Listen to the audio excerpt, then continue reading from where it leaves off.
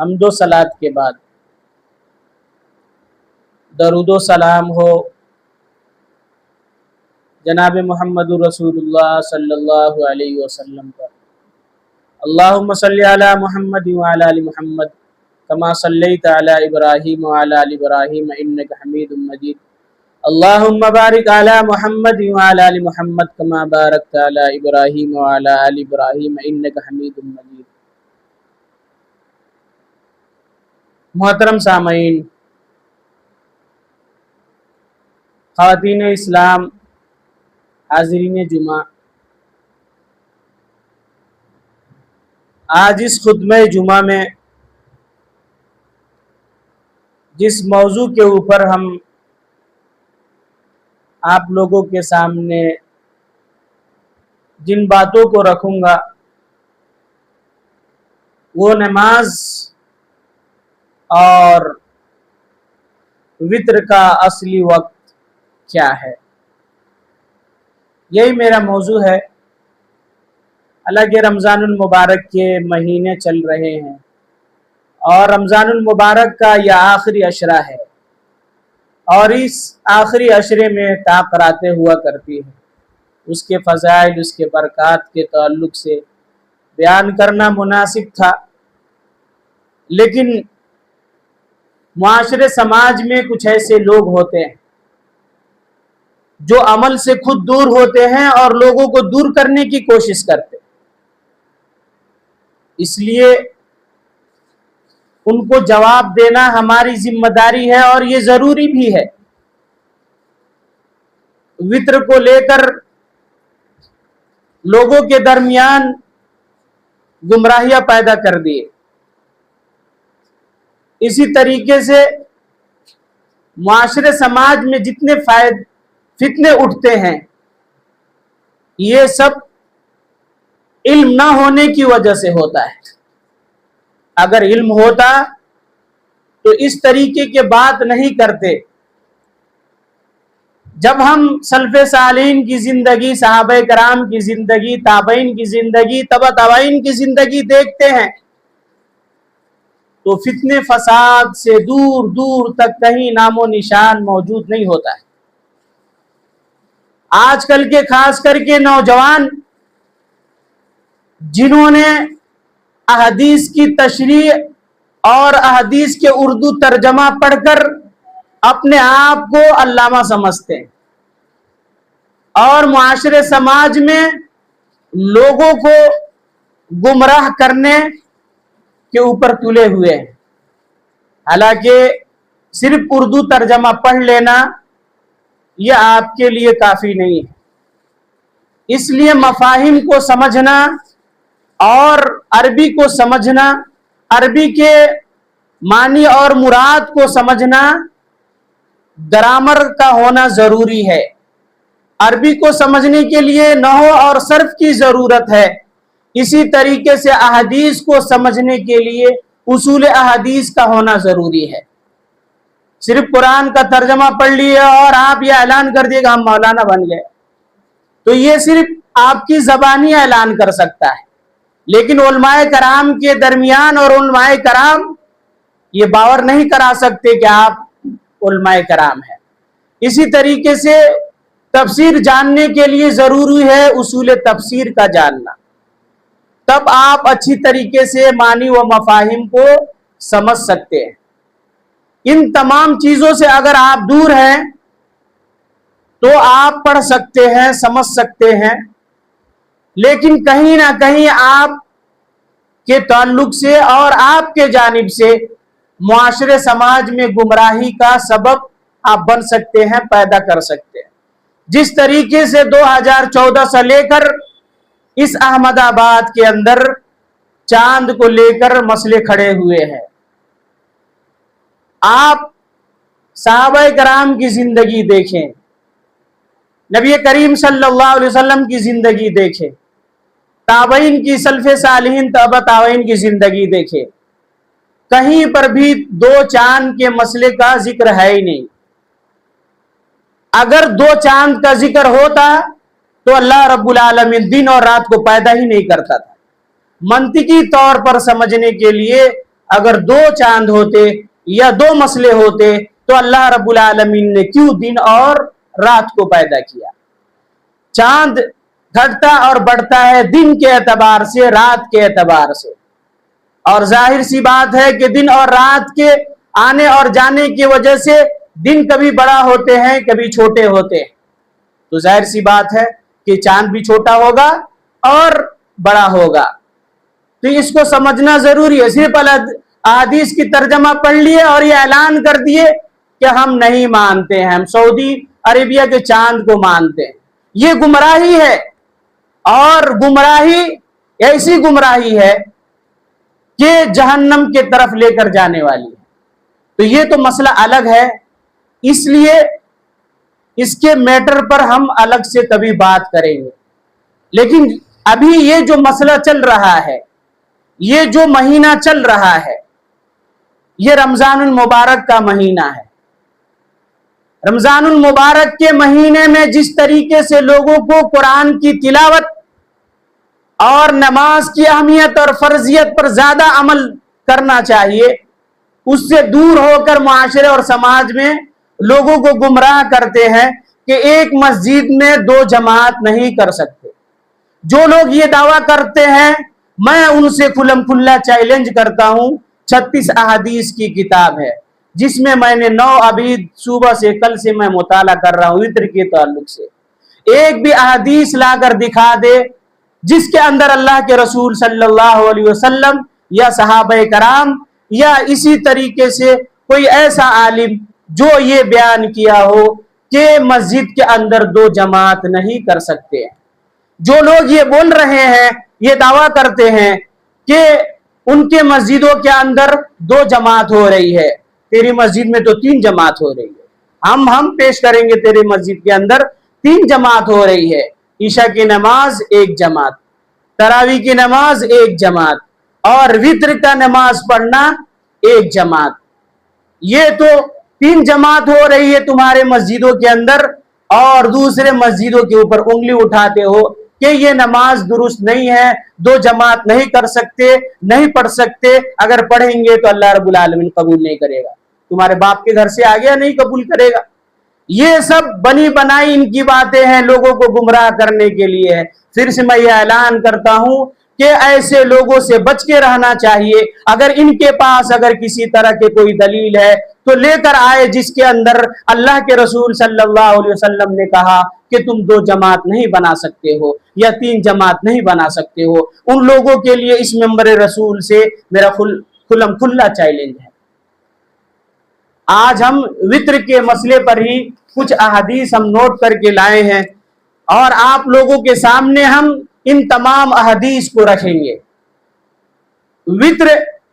ایک الگ نماز ہے، جس طریقے سے فرض نماز الگ ہے، عید کی نماز الگ ہے، عید الفطر عید الاضحیٰ کی نماز الگ ہے، اسی طریقے سے وتر بھی ایک الگ نماز ہے۔ سنن نسائی کی روایت ہے، راوی حدیث حضرت علی رضی اللہ تعالی عنہ ہیں، وہ روایت کرتے ہیں الوتر لیس بحتم کہیئت المکتوبۃ ولکنہ سنۃ سنہا رسول اللہ صلی اللہ علیہ وسلم۔ حضرت علی رضی اللہ تعالی عنہ فرماتے ہیں کہ وتر باقی دیگر نمازوں کی طرح فرض نہیں ہے، یعنی 5 نمازوں کی طرح فرض نہیں ہے، وَلَكِنَّهُ سُنَّةً، لیکن یہ اللہ کے رسول صلی اللہ علیہ وسلم کی سنت ہے۔ پھر آگے ارشاد فرماتے ہیں سنہا رسول اللہ صلی اللہ علیہ وسلم، اللہ کے رسول صلی اللہ علیہ وسلم نے اسے پڑھنے کے لیے ہمیں حکم دیا ہے۔ یہ حدیث سنن نسائی کی احادیث ہے، اور دنیا کے اندر جتنے بھی بڑے بڑے محدثین گزرے ہیں اس احادیث کو حسن قرار دیا ہے اور مرفوع کے درجے میں رکھا ہے۔ احادیث کی سب سے بہترین جو درجہ ہے وہ مرفوع کی درجے ہے، نمبر 1 احادیث جو ہوتی ہے وہ مرفوع کے درجے میں آتی ہے، اور یہ احادیث اسی درجے میں شامل ہے، مرفوع کے درجے میں ہے۔ وہ لوگ جو یہ دعویٰ کرتے ہیں کہ یہ نماز ایک ہی نماز ہے، یعنی تہجد کی ہی نماز ہے، اس کے اندر تو تفریق کر دی گئی کہ یہ الگ نماز ہے، اور اللہ کے رسول صلی اللہ علیہ وسلم نے ہمیں حکم دیا ہے پڑھنے کی۔ اور دوسری احادیث کے اندر راوی حدیث حضرت ابو ہریرہ رضی اللہ تعالیٰ عنہ ہیں، وہ روایت کرتے ہیں کہ اللہ کے رسول صلی اللہ علیہ وسلم کا جب آخری وقت آ گیا اور آپ دنیا سے وصال فرمانے لگے تو مجھے دو چیزوں کا حکم دیا۔ پہلا نمبر کہ میں کسی حالت میں فرض نماز کو ترک نہ کروں، دوسرے نمبر پر ہر حال میں وطر کی نماز ادا کروں۔ اور اللہ کے رسول صلی اللہ علیہ وسلم نے کہا کہ جو وطر کی نماز ادا کرتا ہے اس کی 24 گھنٹے کی نماز تکمیل ہو جاتی ہے، پورا ہو جاتی ہے۔ وہ لوگ جو یہ دعویٰ کرتے ہیں کہ ہم سنت پر عمل نہیں کریں گے تو اللہ رب العالمین نہیں پکڑے گا، ٹھیک ہے نہیں پکڑے گا، لیکن 24 گھنٹے کے تم نے 5 وقت کی نماز پڑھی، 17 رکعت فرض پڑھا، 12 رکعت جو ہے آپ نے سنت پڑھی، اور اس کے بعد اگر آپ نے وطر کو ترک کر دیا، آپ جواب لے کر آؤ، کس کے پاس جا کر جواب لے کر آتے ہو؟ سب کے لیے کھلم کھلا چیلنج ہے، وہ یہ دعویٰ کر سکے ہاں کہ تمہاری نماز مکمل ہو گئی، ہم اس کے لیے ایکسپٹ کرنے کے لیے تیار ہے۔ کوئی احادیث ایسے نہیں ملی۔ اسی طریقے سے وطر کی تعداد کے تعلق سے اگر کوئی آدمی 1 رکعت پڑھتا ہے، 2 رکعت، 3 رکعت پڑھتا ہے، 5 رکعت پڑھتا ہے، 7 رکعت پڑھتا ہے، 7 رکعت تک نبی کریم صلی اللہ علیہ وسلم نے وطر کی نماز پڑھی ہے، 1 رکعت بھی پڑھی، 3 رکعت بھی پڑھی، 5 رکعت بھی پڑھی، 7 رکعت بھی پڑھی، اور اس کے بعد آگے ارشاد فرمایا فلیفعل، جو چاہے جتنا پڑھتا رہے۔ راوی حدیث حضرت ابو ایوب انصاری رضی اللہ تعالی عنہ ہیں اور صحیح مسلم کی روایت ہے۔ اللہ کے رسول صلی اللہ علیہ وسلم سے روایت کرتے ہیں کہ اللہ کے رسول صلی اللہ علیہ وسلم فرماتے ہیں الوتر حق علی کل مسلم، وطر ہر مسلمان پر فرض ہے، وطر ہر مسلمان پر فرض ہے، وطر کے نماز فرض ہے۔ اگلے احادیث کے اندر سنت کہا گیا، لیکن اس احادیث مسلم کے اندر اللہ کے رسول صلی اللہ علیہ وسلم فرماتے ہیں الوتر حق علی کل مسلم، وطر کے نماز فرض ہے، ہر حال میں پڑھنا ہے۔ اس کے بعد فمن احب ان یوتر بخمس فلیفعل، جو چاہے 5 رکعت پڑھے، جو چاہے، جو یہ پسند کرتا ہے، جس کے پاس ٹائم ہے وہ 5 رکعت پڑھے۔ ومن احب ولکن یوتر بثلاث فلیفعل، اور جو یہ پسند کرتا ہے تو وہ 3 رکعت پڑھے۔ اسی طریقے سے ومن احب ان یوتر بواحد فلیفعل، اور جو یہ پسند کرتا ہے 1 رکعت پڑھے۔ اللہ کے رسول صلی اللہ علیہ وسلم نے 5 پڑھنے کا بھی حکم دیا، 3 پڑھنے کا بھی حکم دیا، اور اسی طریقے سے 1 پڑھنے کا بھی حکم دیا، اور اسی طریقے سے آپ صلی اللہ علیہ وسلم نے پڑھی ہے، یہاں تک 7 رکعت تک آپ صلی اللہ علیہ وسلم نے پڑھی ہے۔ راوی حدیث حضرت ام سلمہ رضی اللہ تعالی عنہا ہیں، وہ روایت کرتی ہیں کہ اللہ کے رسول صلی اللہ علیہ وسلم 7 رکعت وطر پڑھا کرتے تھے اور ایک ہی سلام سے پڑھتے تھے۔ 5 رکعت جب آپ نے وطر پڑھی ہے تو ایک ہی سلام سے پڑھی ہے، 7 رکعت جب آپ نے پڑھی ہے تو ایک ہی سلام سے پڑھی ہے۔ یہ بھی مسلم کی روایت ہے۔ راوی حدیث حضرت عائشہ رضی اللہ تعالی عنہا ہیں، وہ روایت کرتی ہیں کہ اللہ کے رسول صلی اللہ علیہ وسلم نے فرمایا یصلی فیما بین ان یفرغ من صلاۃ العشاء الی الفجر، کہ جب تم فرض نماز پڑھ کر فارغ ہو جاؤ تو عشاء سے لے کر فجر کے درمیان میں وطر کو اللہ رب العالمین نے رکھا ہے، تو تم وطر پڑھ لیا کرو۔ الی الفجر 11 رکعۃ یسلم، حضرت عائشہ رضی اللہ تعالی عنہا کہتی ہے کہ اللہ کے رسول صلی اللہ علیہ وسلم عشاء کے بعد 11 رکعت پڑھا کرتے تھے، اس میں 1 رکعت وطر ہوا کرتی تھی، اسی طریقے سے کبھی کبھی 3 رکعت وطر ہوا کرتی تھی۔ بین کل رکعتین یوتر بواحد، اللہ کے رسول صلی اللہ علیہ وسلم جب 11 رکعت تہجد پڑھا کرتے تھے، قیام اللیل پڑھا کرتے تھے، تو اس کے اندر 1 رکعت آپ نے وطر کی نماز پڑھی ہے۔ یہ بھی مسلم کی روایت ہے، صحیح مسلم کی روایت ہے، اور بخاری اور مسلم کے احادیث کے بارے میں آپ تو زبان بھی نہیں کھول سکتے ہیں کہ یہ الٹے سیدھے احادیث ہو سکتی ہے، کیونکہ بخاری اور مسلم کے اندر جتنے بھی احادیث ہے سب صحیح احادیث ہے، اور قرآن کے بعد اس دنیا کے اندر سب سے بہترین اگر کوئی کتاب ہے تو وہ صحیح بخاری ہے اور صحیح مسلم ہے۔ تو اللہ کے رسول صلی اللہ علیہ وسلم نے ہمیں بتایا کہ وتر کتنی ہے، 1،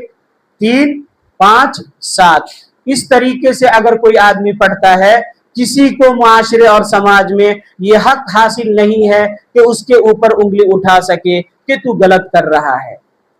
اور اس حدیث کے اندر جیسا کہ حضرت عائشہ رضی اللہ تعالی عنہا نے کہا، 11 رکعۃ یسلم بین کل رکعتین یوتر بواحد، کہ آپ صلی اللہ علیہ وسلم عشاء کے بعد جب 11 رکعت پڑھتے تھے تو وتر پڑھتے تھے۔ اس کے اندر تو یہ نہیں بتایا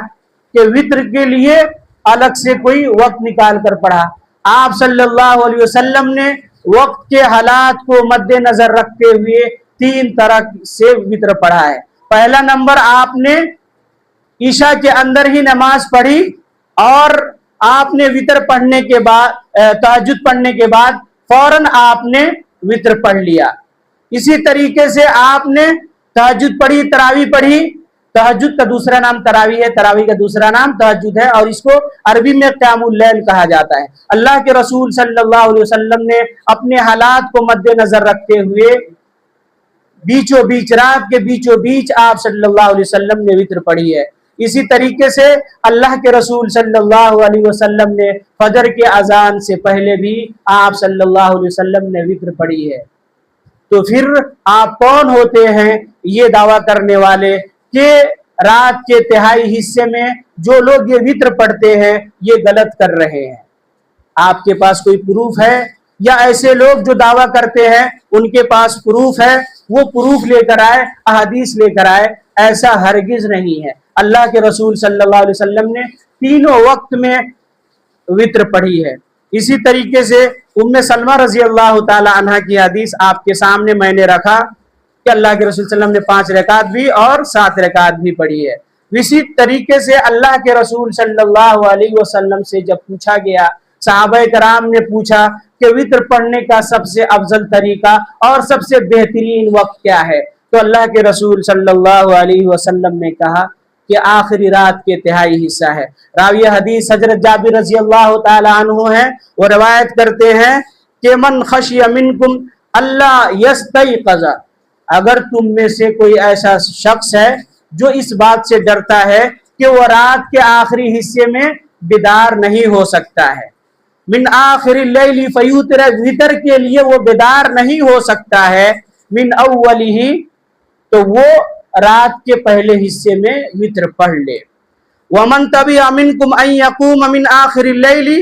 فان قرأ القرآن فی آخر اللیل محظورۃ وفی افضل، یہ حدیث بھی صحیح مسلم کی ہے۔ اللہ کے رسول صلی اللہ علیہ وسلم فرماتے ہیں کہ اگر تم میں سے کوئی آدمی اس چیز کا آرزو مند ہے کہ وہ رات کے آخری تہائی حصے میں اس کی نیند کھل جائے گی اور وہ وتر پڑھ سکتا ہے، تو پھر وہ ارادہ کر کے سو جائے اور رات کے تہائی حصے میں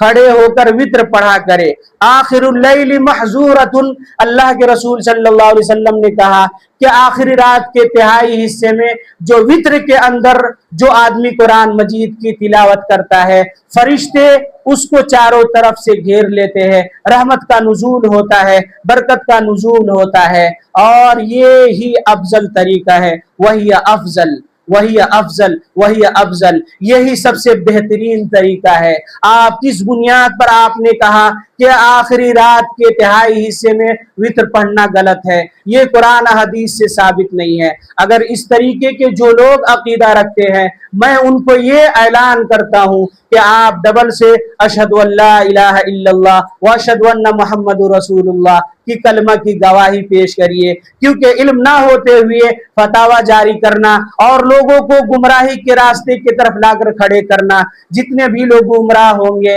اور دین اسلام سے وہ جو ہے دور ہوتے جائیں گے، ان تمام لوگوں کے گناہ آپ کے سر کے اوپر رکھا جائے گا۔ اس لیے میں آپ سے بولتا ہوں کہ جس نے بھی کہا ہے کہ آپ رات کے تہائی حصے میں وتر نہیں پڑھ سکتے ہیں، اس کو چاہیے کہ کلمہ طیبہ اور کلمہ شہادہ کی گواہی دے، کیونکہ نبی کریم صلی اللہ علیہ وسلم نے خود پڑھا ہے اور اسے افضل کہا ہے، اور یہ کہا ہے کہ فرشتوں کا نزول ہوتا ہے، چاروں طرف سے گھیر لیتے ہیں۔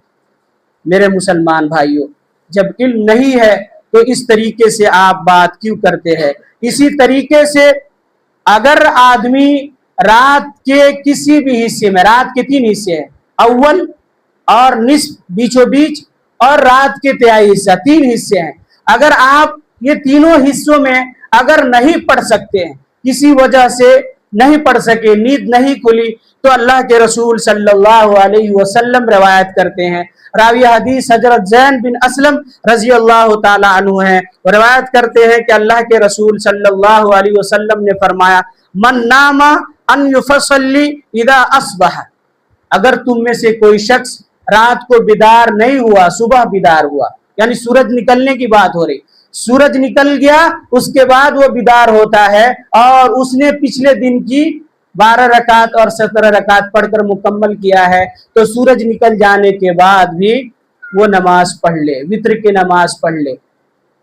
ایک دوسری حدیث کے اندر رواہ طبرانی کے اندر اللہ کے رسول صلی اللہ علیہ وسلم فرماتے ہیں کہ جو آدمی وتر نہیں پڑھتا ہے، اس کی 24 گھنٹے کی فرضیت نماز سنت یہ آسمان سے ایسے لٹک جاتے ہیں اور یہ قبولیت کے درجے تک نہیں پہنچتے ہیں، اس لیے وتر پڑھ لینا چاہیے۔ وتر دین میں اگر نیند نہ کھلے تو دین میں پڑھ لینا چاہیے، نہیں تو رات میں کبھی بھی آدمی پڑھ سکتا ہے فجر سے پہلے پہلے، لیکن یہ دھیان رکھنا چاہیے کہ جیسے میں نے ابھی حدیث آپ کے سامنے رکھا کہ جو ہے دین میں بھی پڑھ سکتے ہیں، اس کو معمول نہیں بنا سکتے، یہ وقتاً فوقتاً کبھی کبھار جب نیند نہ کھلے، جب اللہ کے رسول صلی اللہ علیہ وسلم نے ہمیں رخصت دیا ہے آپ پڑھ سکتے ہیں۔ اب ان لوگوں کے لیے چیلنج ہے جو قیام اللیل میں، شب قدر میں رات کے لیے شب بیداری کرتے ہیں اور مسجدوں کے اندر نماز پڑھ کر، تراویح پڑھ کر اپنے گھروں کے طرف چلے جاتے ہیں۔ اب میں یہ نہیں دیکھ رہا ہوں کہ وتر پڑھے کہ وتر بغیر پڑھے سو گئے اور انہوں نے دین گزار لی۔ تو آپ نے جو شب بیداری کی، قیام اللیل کیا، تراویح پڑھی، اس کا ثواب نہیں ملتا ہے، ہاں نہیں ملتا ہے، میں کھلم کھلا بول رہا ہوں کہ نہیں ملتا ہے، نہیں ملتا ہے۔ آپ احمد آباد کے اندر کسی بھی عالم کے پاس جا کر آپ پوچھ سکتے ہیں، یہ بھی صحیح مسلم کی احادیث ہے، ترمذی کی روایت ہے، راوی حدیث حضرت ابو ذر غفاری رضی اللہ تعالی عنہ ہیں، وہ روایت کرتے ہیں کہ اللہ کے رسول صلی اللہ علیہ وسلم نے فرمایا، ان الرجل اذا سلم علی الامام حتى ينصرف حسب له قیام اللیل، اللہ کے رسول صلی اللہ علیہ وسلم فرماتے ہیں کہ وہ آدمی جو اپنے امام کے ساتھ کھڑا ہوتا ہے، اپنے امام کے ساتھ کھڑا ہوتا ہے، مطلب یہ اپنے امام کے ساتھ اس نے عشاء کی نماز پڑھی اور اسی طریقے سے نماز پڑھنے کے بعد امام کے ساتھ تراویح پڑھی، اس کے بعد حتی ینصرف، اور یہاں تک کہ امام فارغ ہو گیا، امام فارغ ہو گیا تراویح سے اور وتر سے، اور جو آدمی وتر نہیں پڑھا، صرف تراویح پڑھ کر اپنے گھروں کے اندر چلا گیا، حسب لہ قیام اللیل، تو اللہ کے رسول صلی اللہ علیہ وسلم فرماتے ہیں کہ اس نے قیام اللیل نہیں کیا، اس نے رات کو قیام اللیل نہیں کیا، اور وہ جس چیز کے لیے اس نے قیام اللیل کیا تھا اس کو وہ چیز نصیب نہیں ہوئی، حاصل نہیں ہوئی۔ تو میرے مسلمان بھائیوں، آپ خود غور کریے اور اپنے سینے پر ہاتھ رکھ کر یہ فیصلہ کریے کہ اللہ کے رسول صلی اللہ علیہ وسلم نے ہمیں کیا حکم دیا ہے۔ ہم تراویح تو شوق سے پڑھ لیتے ہیں، اور اسی طریقے سے جب ہم نے وتر کا اعلان کیا تھا کہ آپ لوگ کب وتر پڑھ سکتے ہیں، تو آپ لوگوں نے کہا تھا کہ ہم 3:30 بجے وتر پڑھ لیں گے، اور جب وتر پڑھانے جب آدمی آتا ہے تو 2 آدمی 3 آدمی، پچھلے شب قدر میں 8 لوگ تھے اور آج جو ہے 3 لوگ تھے۔ آپ بتائیے حسب لہ قیام اللیل، اس احادیث کے آپ کس طریقے سے تشریح کریں گے؟ آپ نے الحمدللہ تراویح پڑھ لی، اسی طریقے سے گھر کے اندر جا کر شب بیداری کی، قرآن مجید کی تلاوت کیا، اللہم انک عفو تحب العفو فاعف عنی پڑھا، ذکر و اذکار کیا، سبحان اللہ، الحمدللہ، اللہ اکبر، استغفر اللہ واتوب الیہ کہا، لیکن آپ جو ہے بریانی مست کھائے، पेट भर लिए और अपने बदन को भारी करके सो गए और आपने वितर को तर्क कर दिया। खुशिब लहू क़ियामुल लैल लहू, उस आदमी को वो रात उसके लिए किफायत नहीं करती है, और जिस मकसद के लिए वो आदमी रात की शब्बेदारी किया था वो चीज उसे नसीब नहीं होती है। आप फैसला करिए, आप घर में वितर पढ़ना चाहते हैं कि जो जमात बनाई गई है उसके साथ आप पढ़ना चाहते हैं। अल्लाह के रसूल सल्लल्लाहु अलैहि वसल्लम ने 3 दिन तक सहाबा कराम को तरावी भी पढ़ाई, और तरावी पढ़ाने के बाद आप सल्लल्लाहु अलैहि वसल्लम ने वित्र भी पढ़ाई। सही बुखारी की, सही मुस्लिम के कुतुब सित्ता के अंदर वो तमाम अहदीस मौजूद है।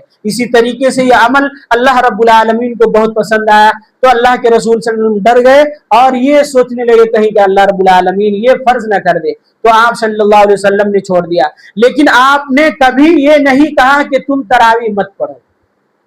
कोई भी एक हदीस लाकर दिखाओ जिसके अंदर अल्लाह के रसूल सल्लल्लाहु अलैहि वसल्लम ने कहा है कि तुम तरावी मत पढ़ो, क़ियामुल लैल मत कहो। तरावी का दूसरा नाम क़ियामुल लैल है, क़ियामुल लैल का दूसरा नाम तहज्जुद है, और तहज्जुद का दूसरा नाम तरावी है। ये तीनों एक ही है, एक ही नमाज है, नाम अलग अलग है। अल्लाह के रसूल सल्लल्लाहु अलैहि वसल्लम के ऊपर तो क़ियामुल लैल और ये तरावी और ये तहज्जुद अल्लाह रब्बुल आलमीन ने फर्ज कर दिया था। लेकिन आप सल्लल्लाहु अलैहि वसल्लम के शब्दारी करते करते सहाबा कराम जब देखते थे तो उनका दिल भी मस्जिद के तरफ खींचे तरफ चला आती थी, और वो लोग भी रातों रात भर और इसी तरीके से जब तक इस दुनिया से रुखसत नहीं हो गए उन लोगों ने तरावी का एहतमाम किया। तहज्जुद पढ़ी, रमजान में तरावी पढ़ी, यहाँ तक सब लोग अपने अपने लिए हाफिज मुकर्रर करते थे, और मस्जिदों के अंदर 12, 13, 14, 15, 20 इस तरीके से जगह जगह जो है हाफिज को लेकर तरावी पढ़ा करते थे। लेकिन उमर फारूक रजी अल्लाह ताला अन्हु के दौर जब आया, जब आप खुलफाए राशिदीन बनाए गए, तो आपने देखा कि लोग तरावी के अंदर क़ियामुल लैल में कोताही कर रहे हैं, तो उन्होंने जमात बनाने का हुक्म दिया, और वित्र को भी जमात पढ़ने के साथ हुक्म दिया, तरावी को भी जमात के साथ पढ़ने का हुक्म दिया, और इसी तरीके से वो मामला चलते रहा। जो लोग ये दावा करते हैं कि अल्लाह के रसूल सल्लल्लाहु अलैहि वसल्लम ने तीन दिन तक जो है तरावी की नमाज पढ़ी, हम भी 3 दिन तक पढ़ेंगे। अल्लाह के रसूल सल्लल्लाहु अलैहि वसल्लम ने ऐसी ऐसी सुन्नत पर अमल किया है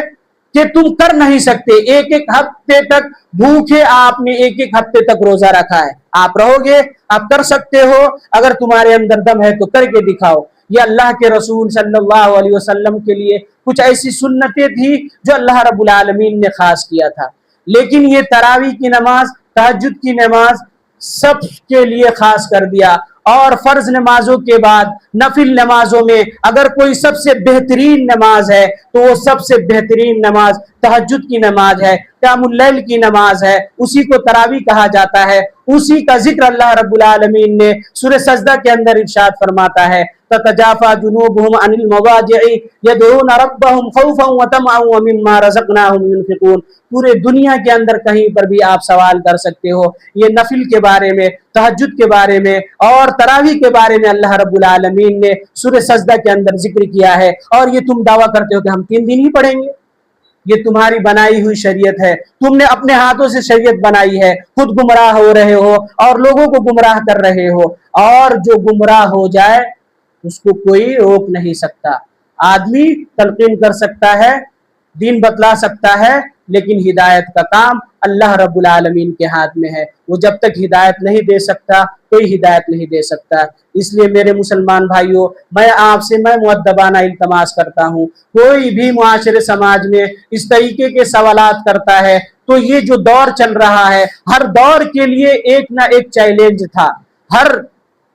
इमाम के लिए चैलेंज था। अभी जो